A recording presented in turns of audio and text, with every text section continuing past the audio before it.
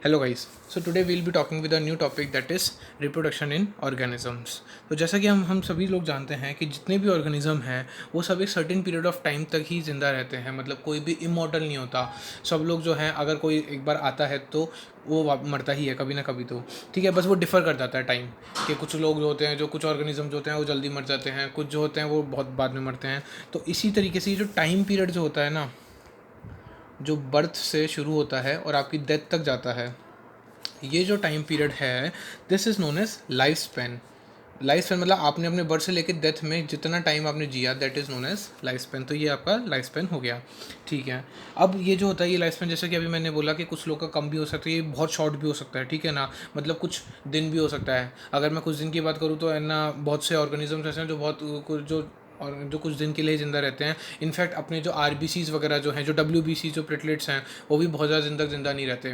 तो कुछ सेल्स जो होते हैं वो तो बहुत कम टाइम के लिए ज़िंदा रहते हैं, जबकि कुछ जो होते हैं, कुछ ऐसे ऑर्गेनिजम्स भी आपको मिल जाएंगे जो हज़ारों हज़ारों साल तक ज़िंदा रहेंगे। ठीक है, तो ये शॉर्टेस्ट भी हो सकता है एंड लॉन्गेस्ट भी हो सकता है। ठीक है, और मैक्सिमम जो ऑर्गेनिजम्स है वो इसके बीच में मिल जाएंगे आपको। ठीक है, मैक्सिमम ऑर्गेनिज्म जो है वो ना तो कोई मतलब वो ऐसा नहीं है कि ना तो एक आध दो दिन में मर जाएंगे, ना ऐसा है कि वो हज़ारों सालों तक जीते हैं। तो मैक्सिमम ऑर्गेनिज्म बीच में आते हैं इसके।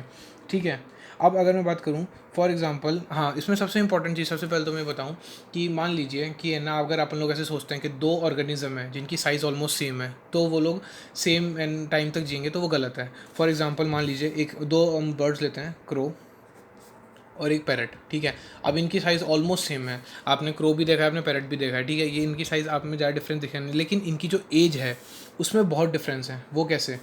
इसका जैसे कि क्रो जो है उसकी यूजुअल लाइफ स्पेन होती है 15 ईयर्स। ठीक है, क्रो जो है 15 साल तक जिंदा रह सकता है, इससे ज़्यादा नहीं। जबकि एक पैरट 140 ईयर्स तक जिंदा रह सकता है। ये बहुत ही स्ट्रेंज सुनने में लग रहा है, लेकिन सही है ये बात कि जो एक पैरट है वो 140 ईयर्स तक ज़िंदा रह सकता है। ठीक है, अब जबकि इन दोनों की साइज़ सेम थी, तो इसका मतलब हम इससे ये हम कंक्लूजन निकाल सकते हैं कि जो आपकी लाइफ स्पेन है, ठीक है, that is not related to their sizes. ठीक है, नॉट किसी की साइज़ से रिलेट नहीं करती, not relate to their size. मतलब अगर मैं सोचूं कि दो लोगों की साइज़ सेम है तो लाइफ स्पेन भी सेम होगा, तो ऐसा नहीं है। ये आपके पास एक एग्जांपल है। अगर एक और एग्जांपल हम ले, तो ये तो हमने जैसे बर्ड्स में ले लिया, आप ट्रीज़ में ले लीजिए। ट्री में आप लोग सब मैंगो खाते हैं, मैंगो का भी सीज़न भी है, मैंगो ट्री। ठीक है, एक इसका लाइफ स्पेन कितना होता है आप सभी जानते हैं। इसका लाइफ स्पेन बहुत ज़्यादा टाइम के लिए नहीं रहता, कुछ ही टाइम के लिए जो है मैंगो ट्री है वो एक पर्टिकुलर, जैसे गर्मी का मौसम है इस टाइम पे वो बहुत ज़्यादा ग्रो करता है और उसमें मैंगो निकलते हैं। एक है पीपल ट्री। पीपल ट्री आप लोग जानते होंगे, आधे से ज़्यादा पीपल ट्री को तो भूतिया पेड़ों के नाम से बोला जाता है, क्योंकि ये सालों साल तक रहते हैं, इतने बड़े बड़े हो जाते हैं, मतलब पूरा एक एरिया कवर कर लेते हैं, एक बहुत बड़े घर जितना एरिया तक भी ये कवर कर लेते हैं। इनकी जो आप रूट्स वगैरह देखेंगे वो आप इतनी एकदम फैली हुई मिलेगी, है ना। तो पीपल ट्री हज़ारों सालों तक भी ज़िंदा रह सकते हैं। ठीक है, तो ये जो पीपल ट्री है ये और मैंगो ट्री के एज में ये, जबकि दिखने में अगर मैं बात करूँ तो कभी बहुत से होता है, अगर आप एक पर्टिकुलर स्टेज पे देखें तो आपको नहीं पता लगेगा कि जैसे एक मैंगो ट्री है और एक पीपल ट्री है, तो आप नहीं बता सकते कि है ना सेम साइज़ होते हुए भी कि किसकी लाइफ स्पैन कम या ज़्यादा होगी। आप लोगों को लग सकता है कि ये सेम होगी, इनकी लाइफ स्पैन भी सेम होगी, पर ऐसा नहीं होता। क्यों? ये हम देख चुके हैं कि life span is not related to their size. ठीक है, ज़रूरी नहीं है कि अगर दो ऑर्गेनिज्म अगर सेम साइज़ के हैं तो उनकी लाइफ स्पैन भी सेम होगी। ठीक है, प्लस अब हम लोग जानते हैं कि डेथ आएगी आएगी, हर एक ऑर्गेनिज्म की डेथ सर्टेन है। ठीक है, लेकिन कुछ ऐसे ऑर्गेनिज्म भी होते हैं जो कि इमॉर्टल होते हैं। ठीक है, अब इमॉर्टल ऑर्गेनिज्म कौन से होते हैं? तो इमॉर्टल ऑर्गेनिज्म में जो आते हैं, these are single celled organisms. जैसे कि हम ये बैक्टीरिया वगैरह इनकी बात करते हैं, ये सिंगल सेल्ड ऑर्गेनिजम्स होते हैं, ये इमॉर्टल होते हैं। तो ऐसा क्यों मैं बोल रहा हूँ कि इनको इमॉर्टल होते हैं? अब इमॉर्टल इसलिए होते हैं क्योंकि ये लोग इतने छोटे छोटे से और इतने फास्ट ग्रो करते हैं ना, मतलब इतना फास्टली ग्रो करते हैं, अपने आप को डिवाइड कर लेते हैं कि ये लोग कभी मर ही नहीं पाते। मतलब तुरंत अगर मैं बात करूँ तो जैसे एक बैक्टीरिया है वो इतना ज़्यादा, एक तो माइक्रोस्कोपिक आपको नेक्ड आई से दिखेगा भी नहीं। ठीक है, क्योंकि अगर आप एक पर्टिकुलर जगह पे भी देखेंगे वहाँ पे हो सकता है करोड़ों बैक्टीरियाज प्रेजेंट हो। वो लोग इतनी फास्ट ग्रो करते हैं, इतनी फास्ट डिवाइड करते हैं, इसलिए इनको हम इमॉर्टल कहते हैं, इनका कोई मॉर्टेलिटी नहीं होता। ठीक है, तो अब इसी से अगर हम बात करें, ये तो हो गया बैक्टीरिया की बात जो कि इमॉर्टल है, लेकिन जो बाकी के जो ऑर्गेनिजम्स हैं, ठीक है, अब वो एक पर्टिकुलर एज पे या अपनी जो भी उनकी एज पेन लाइफ पेन होती है वो जी के वो लोग मर जाते हैं। अब तो वो अपने आगे अपनी स्पीशीज़ को, या अपन जिसको बोलते हैं कि अपनी विरासत को आगे कैसे बढ़ाएं। लोग बोलते हैं ना कि हमारे जो है ना विरासत चली आ रही है, तो वो कैसे बढ़ाएं, तो उसका जो तरीका है दैट इज़ रिप्रोडक्शन। ठीक है, तो रिप्रोडक्शन क्या होता है? रिप्रोडक्शन पहली बात तो एक बायोलॉजिकल प्रोसेस है। ठीक है, first of all it is a biological process. ठीक है, जिसके अंदर जो ऑर्गेनिजम्स होते हैं, ठीक है, वो अपने यंग वंस को राइज करते हैं। ठीक है, organism give rise to young ones. जो कि बिल्कुल उनकी तरह दिखते हैं। मतलब ऐसा ज़रूरी नहीं है कि 100% पर सिमिलर टू इटसेल्फ, ठीक है ना। मतलब जो भी ऑर्गेनिज्म होगा काफ़ी हद तक उससे मैच करेगा। कि अगर एक बंदर जो है अगर वो रिप्रोडक्शन कर रहा है तो जो उसका ऑफस्प्रिंग वो बंदर ही दिखेगा, वो भालू नहीं दिखेगा। तो वो जो है वो सिमिलर टू इटसेल्फ होगा क्योंकि उसके अंदर उसके जीन्स मिलेंगे। इन सभी के बारे में हम डिटेल में बात करेंगे। फिलहाल ये एक बायोलॉजिकल प्रोसेस है, ठीक है, जिसके अंदर ऑर्गेनिजम्स जो है अपने यंग वंस को प्रोड्यूस करते हैं, ठीक है। अब जो फिर ऑफ स्प्रिंग्स जो ग्रो करते हैं ना, अब ये सिमिलर टू सेल बने, क्या बना, अब जो वो बने जो उनके यंग वंस हैं उनको नाम दिया जाता है ऑफ स्प्रिंग्स, ठीक है। ऑफ स्प्रिंग्स मतलब उन्हीं के जैसे जो उनके यंग वंस हैं। ये ऑफ स्प्रिंग्स ये ग्रो करेंगे, ये ग्रो करने के बाद ये भी अपने न्यू वंस प्रोड्यूस करेंगे। तो इस तरीके से जनरेशन्स ऑफ जनरेशन्स तक ये चला जाता है, ठीक है। ये पूरी साइकिल चली जाती है, ठीक है।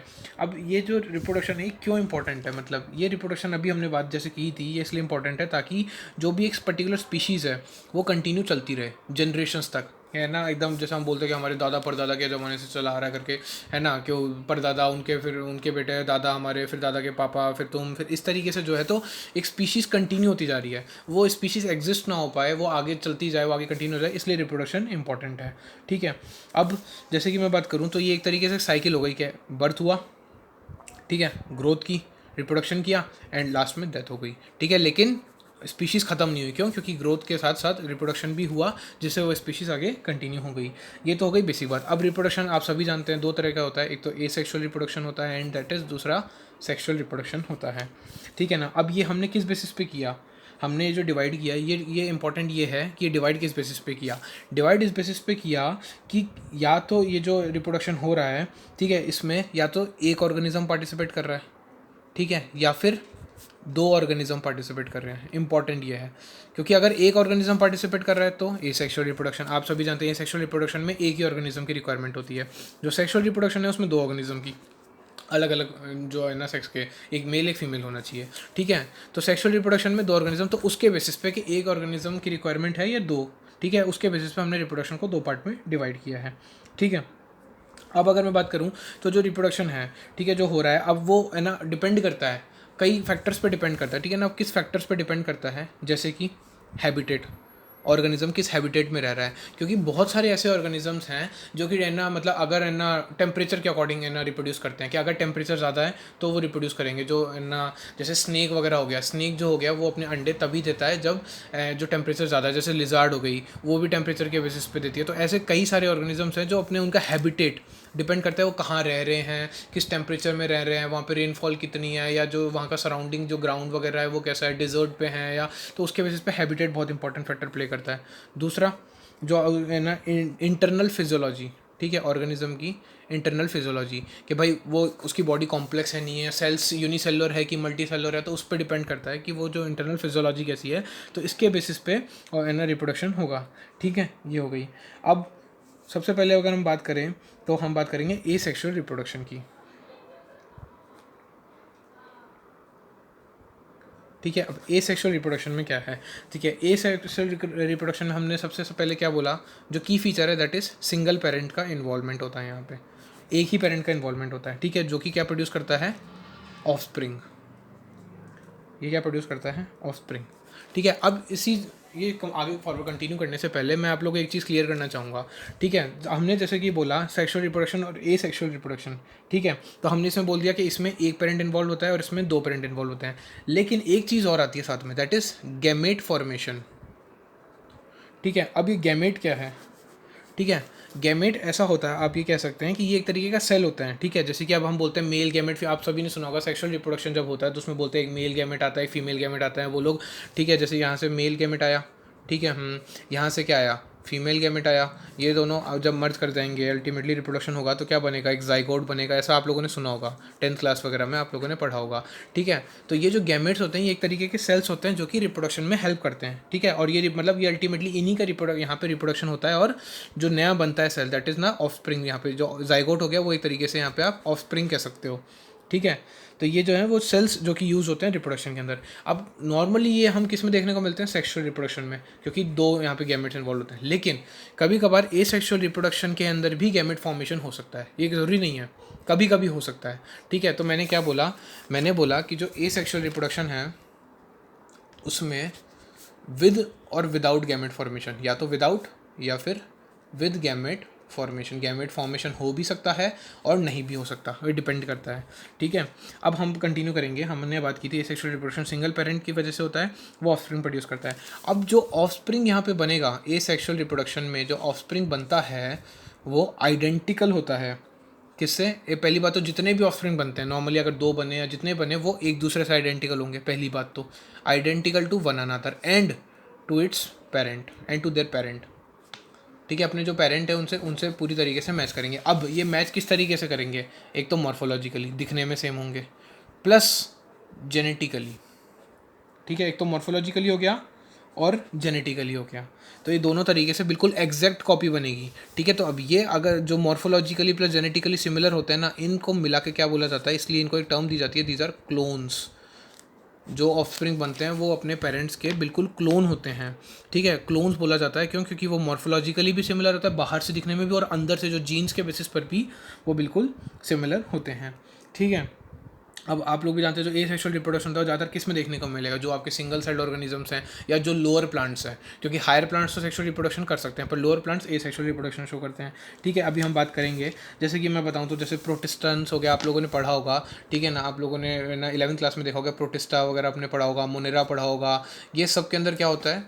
एसेक्सुअल रिप्रोडक्शन होता है। ठीक है, अब इसी के साथ में बात करूँ तो अब एसेक्सुअल रिप्रोडक्शन कई तरह के होते हैं। ठीक है, इसमें सबसे पहला बाइनरी फिशन की अगर मैं बात करूं, ये किस में देखने को मिलता है? इसका मोस्ट कॉमन एग्जांपल है इन अमीबा एंड पैरामीशियम। ठीक है, बाइनरी फिशन आप लोगों को कहाँ देखने को मिल जाएगा? अमीबा में भी देखने को मिल जाएगा, पैरामीशियम में भी। मोस्ट कॉमनली अमीबा आप लोग सभी जानते हैं होता है उसमें। ठीक है, ये जो बाइनरी फिशन होता है इसमें होता क्या है अल्टीमेटली? इसमें आपका जो जैसे एक ये अमीबिक सेल है, ठीक है, ये अमीबा का सेल आ गया, ये इसके अंदर न्यूक्लियस है, ये बाकी सारे उसके अंदर जो भी ऑर्गेनल्स वगैरह सारे देखने को मिल जाएंगे इस अमीबा के अंदर। ठीक है ना, अब जब ये डिवाइड करने को होगा, ठीक है, तो क्या होगा? ये एक्सटेंड हो जाएगा। ठीक है, जो इसका न्यूक्लियस है, ठीक है, वो इस तरीके से इनलार्ज हो जाएगा। ठीक है, प्लस जो ऑर्गेनल्स है वो बाइफर्केट होने लगेगी, मतलब वो 2 अलग अलग एरिया में आने लग जाएंगी। इसी तरीके से क्या होगा अल्टीमेटली? ठीक है, ये पूरा एक बन जाएगा और कनेक्टिंग थोड़ा सा कनेक्ट रहेगा, बाकी पूरा देखिए यहाँ पे एक सेपरेट, सब दोनों का सेपरेट न्यूक्लियस आ गया, सेपरेट ऑर्गेनल्स आ गए, सब कुछ सेपरेट हो जाएगा। ठीक है, और लास्ट में क्या होगा? ये 2 ऑर्गेनिजम्स में कन्वर्ट हो जाएंगे। ठीक है, इस तरीके से जो हमने ये बोला ये हमारा हो गया binary fission in amoeba. Binary fission in amoeba कि एक सेल था उससे 2 डॉटर सेल बने जो कि अपने पेरेंट सेल से आइडेंटिकल बनेंगे।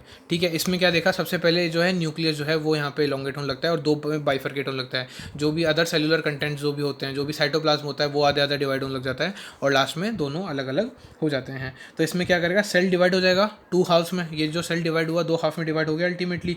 ठीक है, और हर एक जो है अपने आप फिर ये रैपिडली ग्रो हो जाएगा और क्या बन जाएगा? एक एडल्ट फॉर्म। ये फिर फाइनली जो बन जाएगी ये एडल्ट फॉर्म बन जाएंगे। फिर ये सेपरेट अपना अलग से रिप्रोडक्शन करेगा, ये अलग रिप्रोडक्शन करेगा। तो इस तरीके से जो सिंगल सेल ऑर्गेनिजम्स हैं वो बहुत फास्ट रिप्रोडक्शन करते हैं। ठीक है, ये एक तरीके से उनका सेल डिवीजन ही हो गया। जो लोअर ऑर्गेनिजम्स होते हैं ना, जो भी आपके लोअर ऑर्गेनिजम्स होते हैं उनमें जो सेल डिवीजन जो हुआ, जो सेल डिवीजन होता है वही उनके लिए एक तरीके से रिप्रोडक्शन का मेथड कह सकते हैं आप।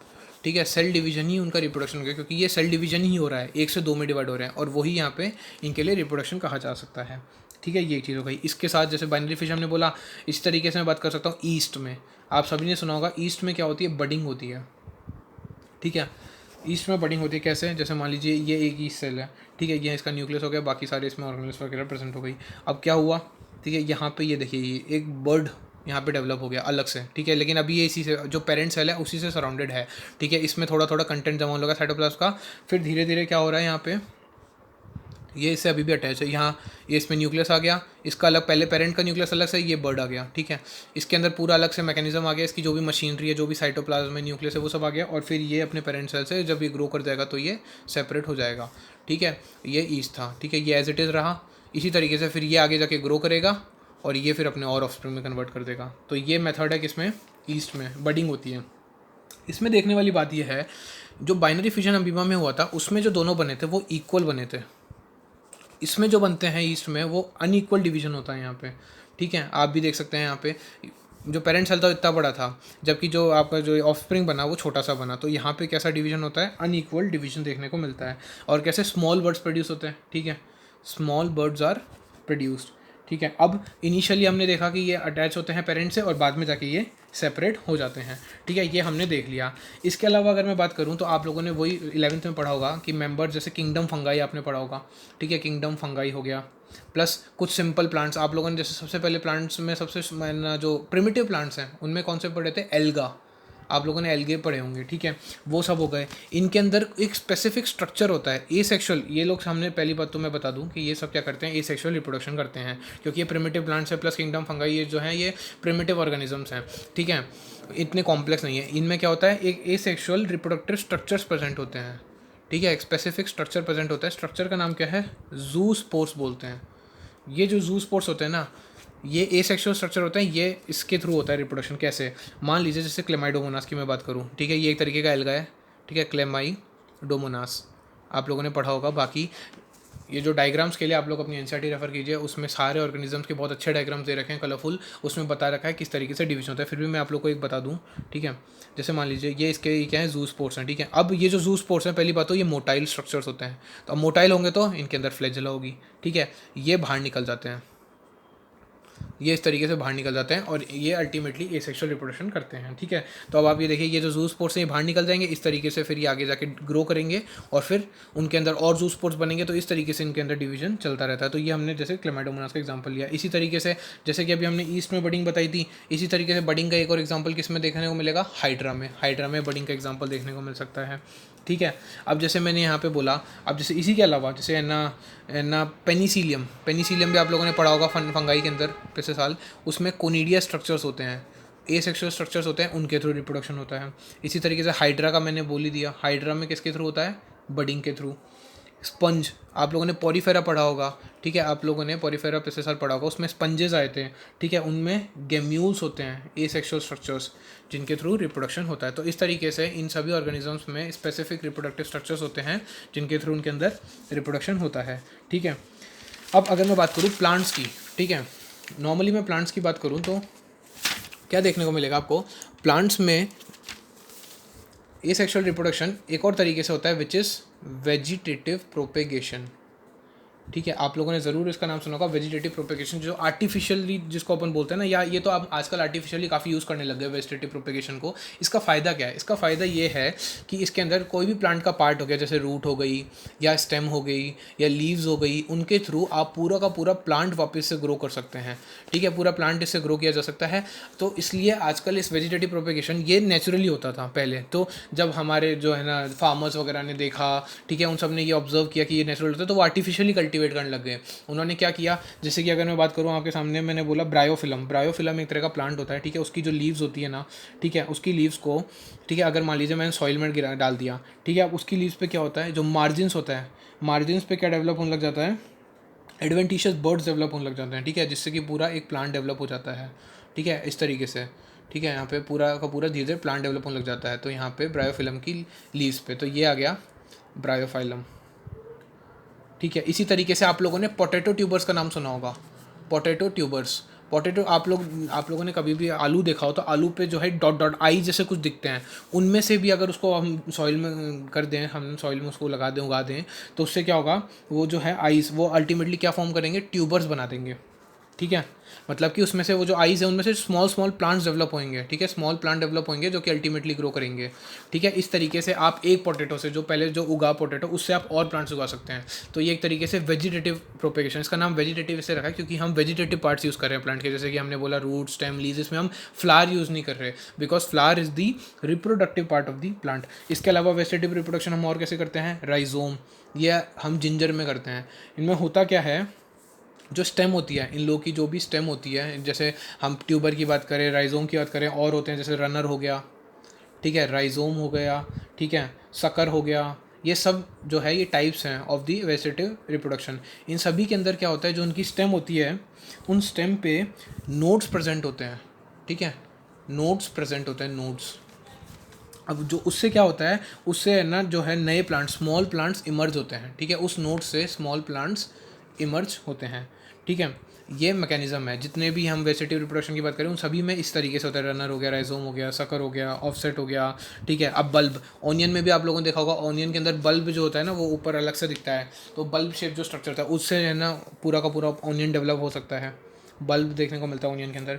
इस तरीके से कई चीज़ें हैं, ठीक है, जो आपको वेजिटेटिव रिप्रोडक्शन के अंदर देखने को मिल सकती है। तो ये अब ये सब हम क्यों करते हैं, ये इसलिए करते हैं कमर्शियल यूज़ के लिए। जैसे कि मान लीजिए कि आजकल हम देख रहे हैं कि अब इतनी हमारी इंडिया की पॉपुलेशन हो गई है, ठीक है, तो उसके अकॉर्डिंगली फ्रूट्स चाहिए होते हैं, वेजिटेबल्स वगैरह सब चाहिए होते हैं, तो वो बहुत ज़्यादा क्वांटिटी में चाहिए होते हैं। तो जो फार्मर्स होते हैं वो वेजिटेटिव रिप्रोडक्शन का यूज़ करते हैं। इससे फ़ायदा क्या होता है, इससे फ़ायदा ये होता है, एक तो चीप काम हो जाता है, जो है बहुत सस्ते में काम हो जाता है, ठीक है, क्योंकि इनके अंदर ज़्यादा उनको कॉस्ट लगती नहीं है, प्लस जल्दी हो जाता है, ठीक है, तो टाइम सेविंग होता है, प्लस ज़्यादा क्वांटिटी इसमें मिल जाती है। तो ये वेजिटेटिव रिप्रोडक्शन के फ़ायदे हो गए, ठीक है। इसके अलावा मैं बात करूँ आपको तो एक एग्जांपल दिया आपके एनसीईआरटी ने, which is terror of Bengal, ठीक है, टेरर ऑफ बंगाल का एक एग्जांपल दिया है। इसमें ही उन्होंने ये बताया कि एक एक्वस प्लांट है, ठीक है, जिसका नाम है वाटर हायसिंथ। ये एक एक्वस प्लांट है, ठीक है ना, जो किस लिए जाना जाता है, इसको हमने इंडिया के अंदर लेकर आया गया था क्योंकि इसके फ्लावर्स, ठीक है, और इसकी जो लीव्स का जो पैटर्न था वो काफ़ी अच्छा था, इसके फ्लावर्स बहुत ही ब्यूटीफुल थे, प्लस इसका लीव्स का पैटर्न बहुत अच्छा था, इसके लिए इसको इंडिया में लाया गया, ग्रो किया गया। पर ये एक तरीके की वीड है।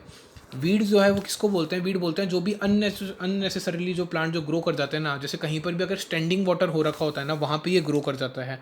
जहाँ पर भी स्टैंडिंग वाटर होगा, खड़ा वाटर, जैसे कि हमने बताया ना कि पानी जमा हुआ है, जैसे हम जो बोलते हैं, जो नॉर्मली गड्ढे वड्ढे में फैल जाता है, या इन जनरल अगर मान लीजिए छोटा सा तालाब टाइप का कहीं पर बन जाता है, तो वहाँ पे पानी ठहरा हुआ है, वहाँ पे ग्रो कर जाता है। और ये क्या करता है, जो भी उस वाटर में जो भी ऑक्सीजन है उसको ले लेता है, तो वहाँ की जो भी फिशेज़ वगैरह है, जो भी एक्वेटिक ऑर्गेनिजम्स होते हैं, उनको कुछ भी ऑक्सीजन नहीं मिलती, तो उनकी डेथ हो जाती है, ठीक है। प्लस ये इतनी फास्ट रिप्रोडक्शन करता है कि अगर हम इसको हटाना भी चाहें तो आसानी से नहीं हटता ही है, क्योंकि इनका रिप्रोडक्ट जितना आप हटाएंगे उससे ज़्यादा ये रिप्रोड्यूस कर लेगा। तो ये एनसीईआरटी ने बताया था, ठीक है। तो ये हमारा आज का कंटेंट पूरा हो गया। ये था आपका पूरा एसेक्सुअल रिप्रोडक्शन। कल हम बात करेंगे सेक्सुअल रिप्रोडक्शन की।